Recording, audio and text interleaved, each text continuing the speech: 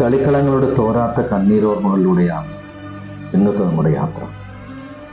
തൻ്റെ മാറിൽ ഓടിക്കളിച്ച ബാല്യങ്ങളും യൗവനങ്ങളും ഇന്ന് പുതിയ മേച്ചിൽപ്പുറങ്ങൾ തേടിയുള്ള യാത്രയിലാണ്.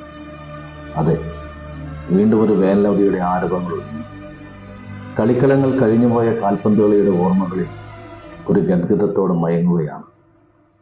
എത്രയോ തലമുറകൾക്ക് ദിശാബോധവും ആരോഗ്യവും പ്രദാനം ചെയ്തതാണ് ഞാൻ.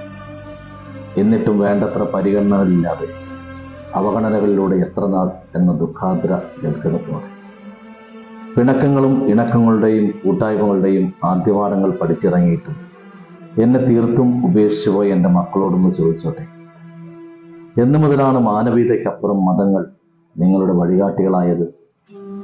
എൻ്റെ മക്കൾക്ക് എവിടെയാണ് ഞാൻ പറഞ്ഞു തന്ന മാനവിക മൂല്യങ്ങൾ നഷ്ടപ്പെട്ടത്? നിങ്ങൾ ആവോളം ഒരുമയോടെ എൻ്റെ മടിത്തട്ടിൽ ആസ്വദിച്ച ഭാഗ്യങ്ങൾ നിങ്ങളുടെ കുട്ടികൾക്ക് നഷ്ടപ്പെടുത്തുന്നതിലൂടെ നിങ്ങൾ എന്ത് ഭാവിയാണ് അവരിൽ പ്രതീക്ഷിക്കുന്നത്?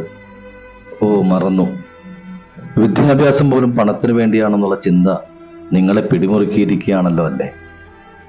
മതത്തെയും പൊതുപ്രവർത്തനത്തെയും ഉപജീവനമാക്കിയവർ ഒരിക്കലും എന്നെ സ്നേഹിക്കുന്നില്ല.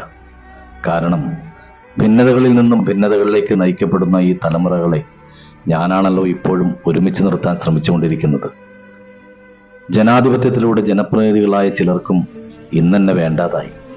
കാരണം അവകാശങ്ങളായി ഔദാര്യങ്ങൾ കൈപ്പറ്റുന്ന ജനങ്ങളെ ഭിക്ഷാടകരായ കഴുതകളായി മാത്രമേ അവർ കണ്ടിട്ടുള്ളൂ.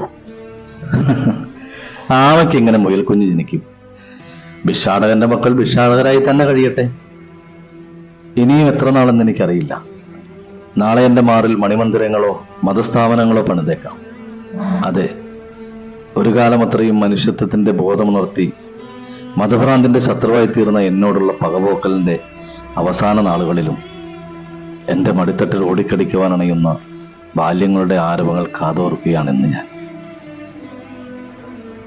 സംരക്ഷിക്കപ്പെടേണ്ടത് കളിക്കളങ്ങളാണ്. കാരണം ആരോഗ്യമുള്ളൊരു ശരീരവും ആർജവമുള്ളൊരു മനസ്സും ആഴത്തിലുള്ള സൗഹൃദങ്ങളും നമുക്ക് ലഭിച്ചത് ഈ കളിക്കളങ്ങളിൽ നിന്നാണ്. കളിക്കളങ്ങൾ സജീവമാകട്ടെ, ആരവങ്ങൾ ഉയരട്ടെ.